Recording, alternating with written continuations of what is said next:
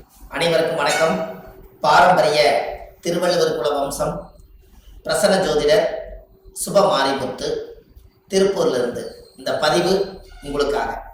உத்தர நட்சத்திரத்தில் மாந்தி இருந்தால் எந்த கோவிலுக்கு போனால் உங்களுடைய கர்மவினை தீரும்? மாந்தி என்பது யார்? எல்லாத்தோட ஜாதகத்திலையும் பாருங்க, ஒரு சில ஜாதகத்துல மாந்தியே ஜாதக ராசி கட்டத்துல சில பேர் அதுல போட மாட்டாங்க. சில கம்ப்யூட்டர்லேயே சிலதெல்லாம் வராது.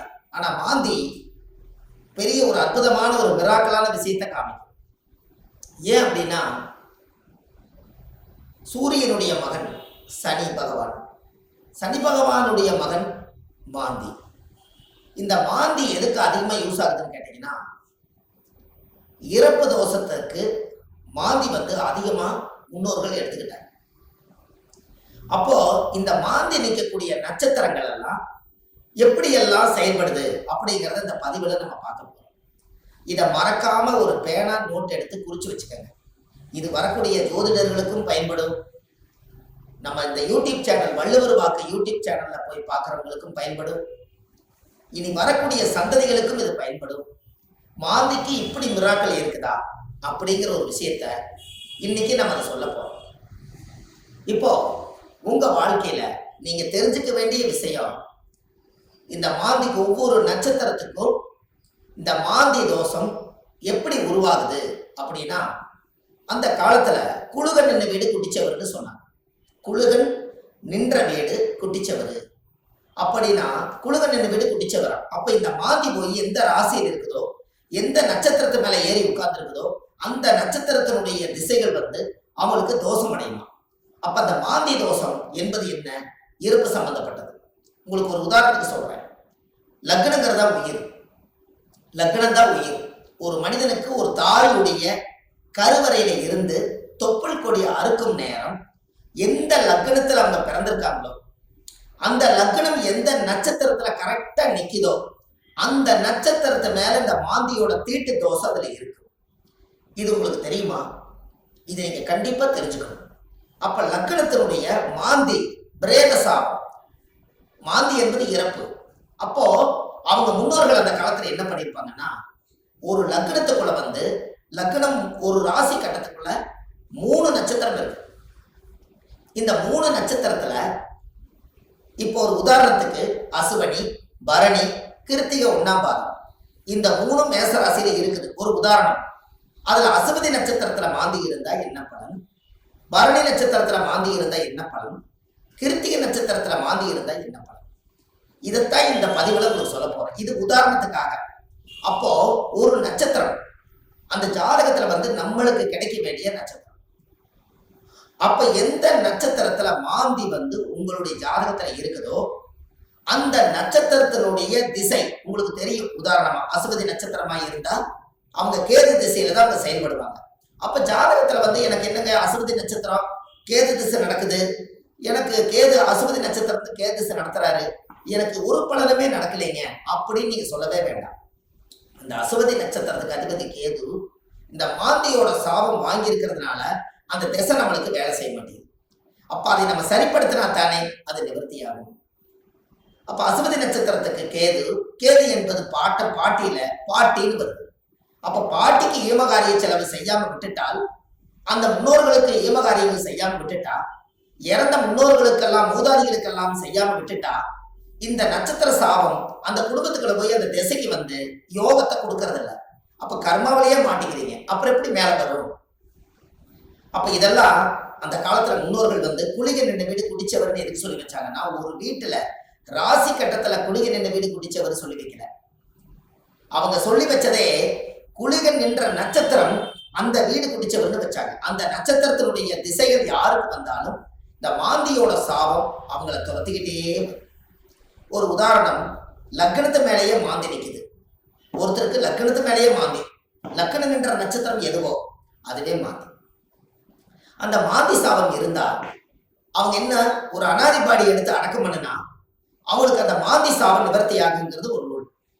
ஏன் அப்படின்னா, அந்த லக்கணத்துக்குள்ள மாந்தி பிறக்கும் போது ஒரு தாயுடைய கருவறையில இருந்து மாந்தி என்பது நிலையா இருக்கிறது, ஒரு ராசியில ரொம்ப நாள் இருக்கிறது.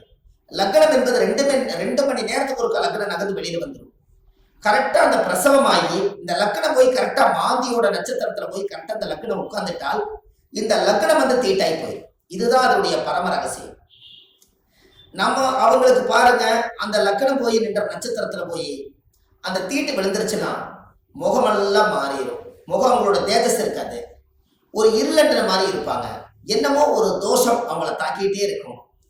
ஒரு செயல்பாடு சிறப்பா இருக்காது. எந்த ஒரு காரியம் எடுத்தாலும் தடை, வீட்டு காரியம் எடுத்தாலும் தடை, தொழில போய் ஜெயிக்கலாம்னா தடை, திருமண வாழ்க்கையில நிம்மதியா இருக்கலாம்னா திருமணத்துல திருப்தி இல்லை, குழந்தை பாக்கியம் பெற்றுக்கலாம்னா குழந்தைக்கு ஏதாவது ஒரு உச்சங்கள், பூர்வீகத்துல போய் வாழலாம்னா பூர்வீகத்துல முன்னோருடைய சாபம்.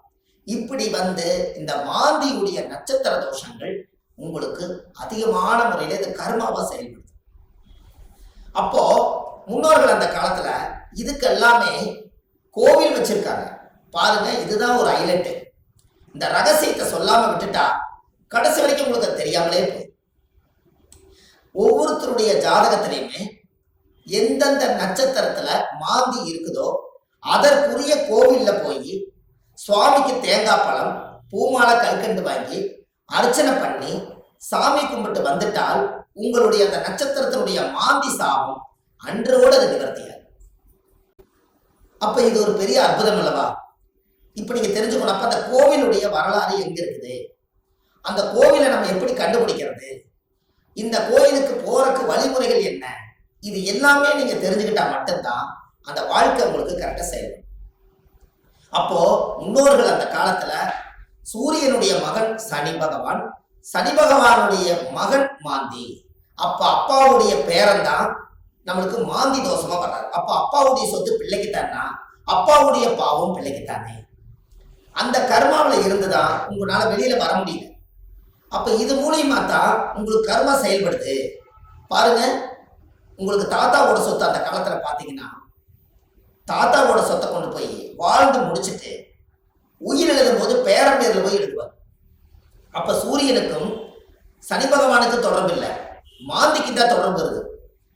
அப்போ அந்த ஜாதகத்திலேயே அப்ப மாந்தி என்பது உள்வனை கர்மா. மாந்தி என்பது முன்னோர்களுக்கு திதி கொடுக்காம விட்டுட்டீங்கன்னா அது நட்சத்திரத்தினுடைய மாந்தி போய் அந்த தோஷம் அடைஞ்சிடும். அந்த திசைகள்ல நம்மளுக்கு சரியான பிரச்சனைகள் வந்து எல்லா கோயிலுக்கு போயிட்டு வந்துட்டேங்க, எல்லா பூஜையும் பண்ணிட்டு வந்துட்டேன், எல்லா பரிகாரங்களும் சொன்னதெல்லாம் செய்திருக்கேன்.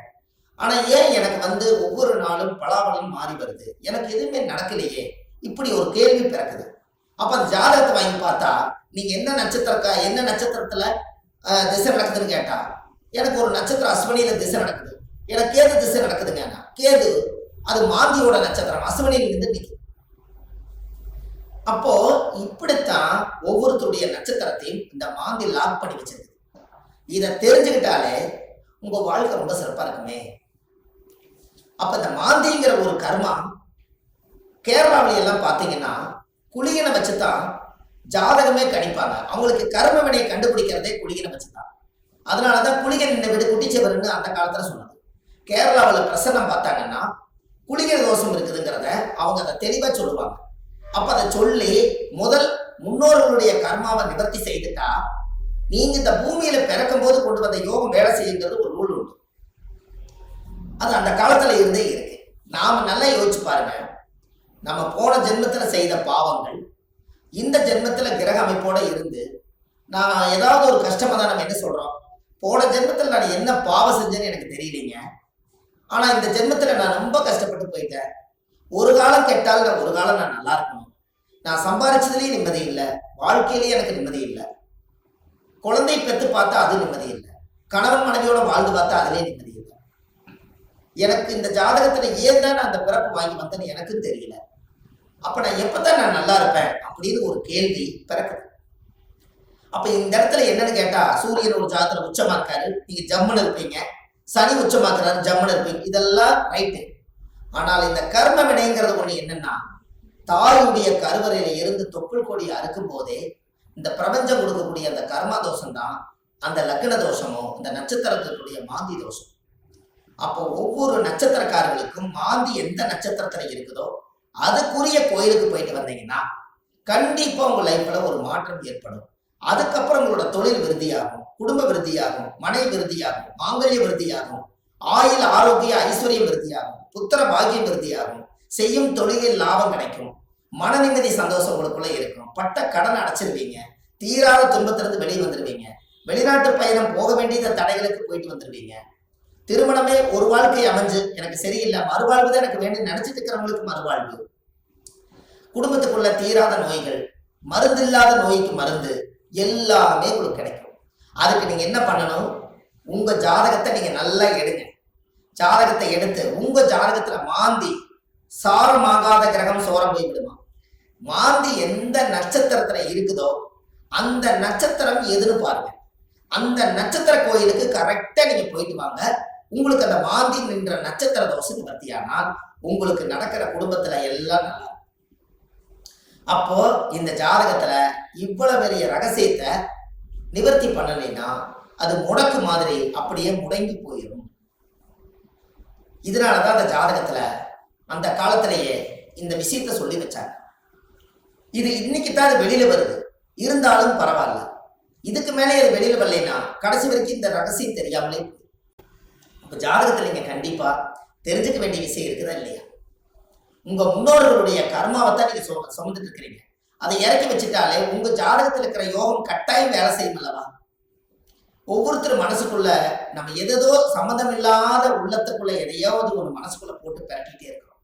என்னைக்குத்தான் நம்ம இந்த மனசுல இருந்து ரிலீஸ் ஆயிடுவோம் அப்படிங்கிற உள்ளம் ஒவ்வொரு நாளும் துடிக்குது. அதுக்கு எங்க தப்பு நடக்குதுன்னு நமக்கு தெரியணும் அல்லவா? திசை அடிப்படையில பார்த்தா எனக்கு திசை நல்லா இருக்குதுன்னு சொல்றாங்க, ஆனா மனசு சரியில்லை. நட்சத்திர அடிப்படையில பார்த்தா எனக்கு இந்த நட்சத்திரம், ஆனா இந்த வரைக்கும் நான் நல்லா வாழல. லக்னம் நல்ல லக்னத்துல தான் பிறந்திருக்குன்னு சொல்றாங்க, ஆனா லக்ன பிறப்புல நான் நல்லா வாழல. 9 கிரகங்களும் சரியான இடத்துல அமைஞ்சிருக்குதுன்னு சொல்லியிருக்காங்க, ஆனா இது வரைக்கும் எனக்கு 9 கிரகத்தினுடைய சூட்சமத்தினால நான் திருப்தி அடையல. அப்ப நானே கையூனி கரணம் பாஞ்சு வாழ்க்கையில வெளியே சொல்லாம ஒரு கௌரவத்துக்காக வாழ்ந்துட்டு இருக்கிறேன். நான் என்னைக்குத்தான் உண்மையா வாழுவேன்?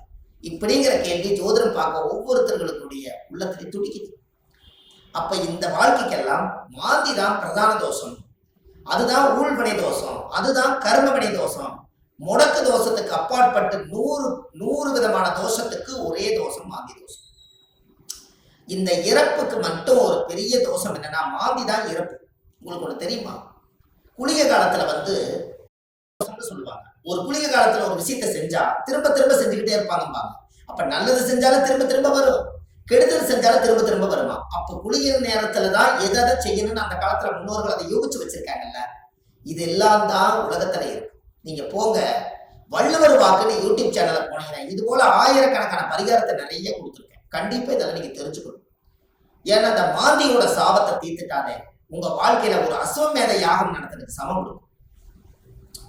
எப்படி ஒரு பிரமாதமான ஒரு பிறப்புன்னு பாருங்க. அப்ப இந்த கண்டிப்பா உங்களுக்கு இதுக்கு ஒரு தீர்வு வேணும் அல்லவா? அதுக்கு நீங்க முதல் இந்த கோவிலை கண்டுபிடிக்கிறதுக்கு முன்னாடி முதல் நீங்க வீடு வாசல்லாம் வலிச்சு சுத்தப்படுத்திட்டு, இந்த மாந்திக்கு ஏதாவது ஒரு அனாதையா இறந்து போயிருந்தாலும் இல்ல ஒரு இறப்புக்கு நீங்க போனாலும், எங்களோட வாழ்க்கையில மாந்தி தோஷம் பிரேத தோஷம். யாருடைய நட்சத்திரத்துல மாந்தி இருக்கு அந்த நட்சத்திரத்துக்கு பிரேத தோஷம். அதனால இறந்தவங்களுக்கு ஏதாவது ஒரு ரோஜாப்பூ மாலை வாங்கி கொண்டு போய் மாலை போட்டுவாங்க. அப்படி இல்லைன்னா ஒரு வில்வ மாலை வாங்கி கொண்டு போய் போட்டுவாங்க. அதை போட்டுட்டு வீட்டுல மஞ்சள் தண்ணி கல்லுப்பு போட்டு வீடு வாசல்லாம் வலிச்சு நீங்க சுத்தப்படுத்தி உங்க குலதெய்வ கோயில போய் 11 ரூபாய் காணிக்க, வெத்தலைப்பாக்கு, எலுமிச்சம்பழம் இதை கொண்டு போய் சாமியோட பாதத்துல வச்சு கும்பிட்டுட்டு இந்த மாந்திக்கு உண்டான கோவிலுக்கு நீங்க போயிட்டு வரணும். உத்தர நட்சத்திரத்தில் மாந்தி இருந்தால் மூலனூர் சிவன் தாராபுரத்தில் உள்ளது. அந்த கோவிலில் நீங்கள் போய் சுவாமிக்கு தேங்காய் பழம், பூமாலை, கல்கண்டு வாங்கி அர்ச்சனை செய்து வந்தால் அன்றோடு உங்க ஜாதகத்தில் உள்ள சகல தோஷங்களும் நிவர்த்தியாகும். அப்ப அந்த கோவிலுக்கு நீங்க போறதுக்கு முன்னாடி இந்த வீடு வாசல்லாம் வலிச்சு நீங்க சுத்தப்படுத்தி, குழந்தை பிறந்த வீடு, வயசுக்கு வந்த வீடு, இறந்த வீடு, இந்த வீட்டுகளுக்கெல்லாம் நீங்க போகாம இந்த பிரேதத்துக்கு நீங்க மாலை போட்டுட்டு 3வது நாள்ல இருந்து ஒரு 3 நாளைக்காவது வீடு வாசல்லாம் வலிச்சு சுத்தப்படுத்தி நான்வெஜ் எதுவுமே யூஸ் பண்ணாம நீங்க பரிசுத்தமா நீங்க இருக்கணும். இருந்துதான் நீங்க அந்த கர்மவினை தீர்க்கக்கூடிய கோயிலுக்கு நீங்க போயிட்டு வர முடியும். நல்லா புரிஞ்சுக்கங்க. இதுல குலதெய்வம் எனக்கு தெரியலீங்கன்னு சொன்னால் உபாசன தெய்வம், நீங்க என்ன இஷ்ட தெய்வத்தை இப்ப வணங்கிட்டு இருக்கிறீங்களோ அந்த தெய்வத்தோட பாதத்துல வெத்தலை வாக்கு, எலுமிச்சம்பழம், பூ, பழம், கனி வச்சு சாமி கும்பிடுங்க. ஒருவேளை எனக்கு உபாசன தெய்வம் தெரியலனா விநாயகர் கோயிலை வச்சு சாமி கும்பிடுங்க. வினையை தீர்க்கக்கூடியவர் விநாயகர். அப்படி ஒருவேளை எனக்கு விநாயகர் கோயிலும் முடியலனா முருகன் கோயில்ல திருச்செந்தூர் முருகனை நினைச்சுக்கலாம். 6 வடை வீட்டுல எந்த வடை வேணாலும் நீங்க எடுத்துக்கலாம்.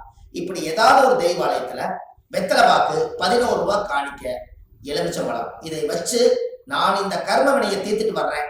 அதை தீர்த்துட்டு வந்ததுக்கு அப்புறம் என்னுடைய வாழ்வாதாரம் நல்லா இருக்குன்னு சொல்லி நீங்க அந்த ஒரு மூல மந்திரத்தை நீங்க ஒரு கோயில்ல போய் சொல்லணும். என்னன்னு சொல்லணும்? முற்பிறவியில செய்த பாவங்கள் என்னோட கர்மாவெல்லாம் தீரணும்னு சொல்லி கோயில்ல நீங்க விளக்கு போட்டு ஒரு 21 முறையாவது அந்த கோயில் முன்னாடி போய் சாமி கிட்ட சொல்லணும். என்னன்னு? முற்பிறவியில செய்த பாவங்கள் எப்பிறவிக்கும் தொடராமல் இருக்க, இப்பிறவியிலேயே என்னுடைய தந்தை வழியில வந்த கர்ம வினைகளும் தாய் வழியில வந்த கர்ம வினைகளும் என்னுடைய இந்த பூர்வ ஜென்மத்துல நான் இந்த பூமியில கொண்டு வந்த கர்ம வினைகளும் இன்றோடு நிவர்த்தி ஆகட்டுன்னு சொல்லி உங்க ஜாதகத்துல இந்த கர்மா தோஷத்தை நீங்க சுத்தப்படுத்தியாச்சுன்னா அன்னையோட உங்க வாழ்க்கை ரொம்ப சிறப்பா இருக்கும்.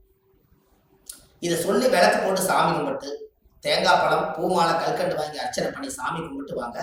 அன்னையோட அது நிவர்த்தி ஆகும். அந்த கோவில் என்னங்கிறது தான் இப்போ உங்களுக்கு சொல்ல போறேன். ஏன்னா இந்த கோயில் நம்ம எப்ப சொல்லணுங்கிற ஒரு விதி இருக்குது. இந்த அர்த்தங்கள் எல்லாம் புரியாம நீங்க கோயிலுக்கு தெரிஞ்சிட்டாலோ கோயிலுக்கு போனாலோ விவரம் பத்தாது. அதனால நீங்க இதை செஞ்சீங்கன்னா உங்க வாழ்க்கை ரொம்ப பிரமாதமா இருக்கும் என்று சொல்லி இந்த ஒவ்வொருத்தரோட வாழ்க்கையிலையுமே இந்த மாந்தி தோஷம் நம்மளை ரொம்ப கடுமையான பாதிப்புல கொண்டு போய் எல்லா மக்களையும் உட்கார வச்சதுனால இந்த மாந்தியிலிருந்து நீங்க விடுதலை ஆயிட்டால் உங்களுக்கு சுதந்திரம் கிடைச்சாச்சு. உங்க ஜாதகத்தினுடைய பிடியிலிருந்து, தோஷத்தினுடைய பிடியிலிருந்து, உங்க வாழ்வாதாரத்தினுடைய பிடியிலிருந்து நீங்க மிகப்பெரிய பிரம்மாண்டமான ஒரு ஆரோக்கியமான வாழ்க்கை வாழுவீங்க. இந்த மாந்தி சாபத்தை நிவர்த்தி பண்ணிட்டு வாங்க. உங்க வாழ்க்கை எப்படி இருக்குதுன்னு மட்டும் பாருங்க. வள்ளுவர் வாக்குன்னு யூடியூப் சேனல்ல போயிட்டு இருக்குது. ஆன்லைன்லயே நம்ம ஜாதகம் பார்க்கறோம். Date of birth, time, place நீங்க கொடுத்தா போதும். ஜாதகத்தை கணிச்சு போன்லயே உங்களுக்கு சொல்லிடுறோம். இதுல உங்க ஜாதகத்துல கீழே போயிட்டு இருக்கிற நம்பருக்கு நீங்க ஒரு முன்பதிவு செய்து வச்சுக்கோங்க. இந்த மாதிரி 1000 பரிகாரங்கள் உங்களுக்கு எளிமையா கொடுத்துருக்கறனால இதை நீங்க ஒரு சப்ஸ்கிரைப் பண்ணுங்க. டெய்லி போடக்கூடிய வீடியோ உங்களுக்கு வந்துடும். அப்ப இந்த ஒரு சூட்சமத்தை இன்னைக்கு இந்த மாந்தி தோஷத்தை நிவர்த்தி பண்றதுக்கு கட்டாயமா உங்களோட வாழ்க்கையில ஒரு மிகப்பெரிய ஒரு மாற்றத்தை நீங்க ஏற்படுத்த போகுது. அப்ப என்னென்ன நட்சத்திரத்துல மாந்தி இருந்தால் இந்த கர்மதோஷம் நீங்கிறத 27 நட்சத்திரத்துக்காரர்களுக்கும் இந்த வீடியோவை நான் உங்களுக்கு பதிவா கொடுக்குறேன். ஒவ்வொரு நட்சத்திரக்காரர் 27 நட்சத்திரத்துல யாராரு இந்த உலகத்துல எந்தெந்த நட்சத்திரத்துல நீங்க பிறந்திருக்கீங்களோ அந்தந்த நட்சத்திரத்துல போய் அதுக்குரிய கோயிலுக்கு போய் வழிபாடு பண்ணிடுவாங்க. கண்டிப்பா உங்க வாழ்க்கை நல்லா இருக்கும். அதுக்காக இந்த பதிவை கொடுக்குறேன். பாரம்பரிய திருவள்ளுவர் குல வம்சம், பிரசன்ன ஜோதிடர் சுப மாரிமுத்து, திருப்பூர்ல இருந்து. நன்றி, வணக்கம்.